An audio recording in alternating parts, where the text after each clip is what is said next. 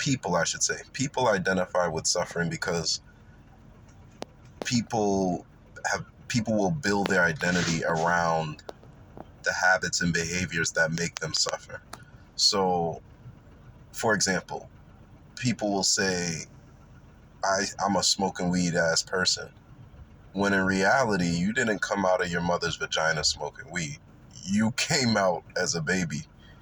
You started smoking weed as a behavior that you adopted from your environment, not even really from your environment, from your choices, because there's people who lived in the same environment as you who never adopted those choices or those behaviors. So really, that behavior was adopted from your choices, which maybe is a result of the environment you were in, but ultimately because you chose to do so.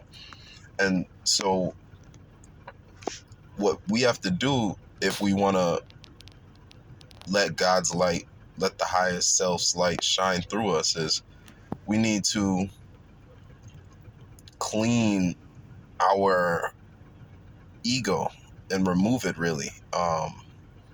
Clean the mental blocks, clean the emotional blocks, clean the physical blocks.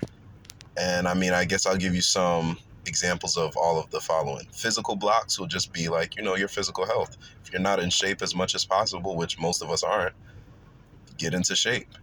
Emotional blocks, dealing with emotional outbursts, dealing with mood swings, getting that in control where now you can let God's light shine through you because you have a even temperament, not being spontaneously sad and then spontaneously happy, or not being spontaneously angry and spontaneously depressed and all these kinds of things. It's like having your emotions in check. Mental block would be like having negative thought patterns, like constantly letting your mind ruminate on negative thoughts, finding a way for yourself. There's no one technique. Honestly, it's probably just life that's going to get you to see it, but finding a way that you can work your mind through mental situations where you probably aren't as happy as you could be, or you're not thinking positively, or even just mental blocks in situations where you're not focusing on yourself. Honestly, if anytime you're not focusing on yourself, that's probably a situation mentally that you need to deal with. And I came to this epiphany this morning when I was in the shower at the gym, and I was thinking about so much other stuff that wasn't me. And one of the things I did this morning was I looked in the mirror and I just stared at myself in silence. And I really addressed that my soul is in my physical self. And I said, wait, anytime you're not thinking about you in this encapsulated body, you're distracted. Like, my attention is elsewhere. And so when I was in the shower today at the gym, I was thinking about so many other things, people that wasn't that physical image I spent some time in silence this morning looking at. And I said, yo, that means my attention is drifted to other things. And then I started contemplating, were these thoughts negative? Were they positive? Most of them were negative. So I said, wait, I need to create for me a system that will help me redirect my thoughts to a positive loop.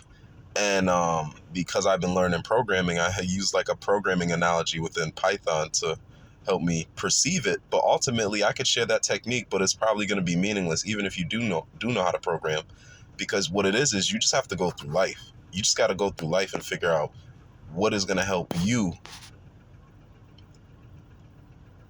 be able to recognize, have presence of mind and awareness, real-time consciousness to say, I'm thinking something negative. I need to convert my thoughts to a positive mind frame. And honestly, life is really the answer to all of this. I don't think there's any other way you're going to get around this and speed this up.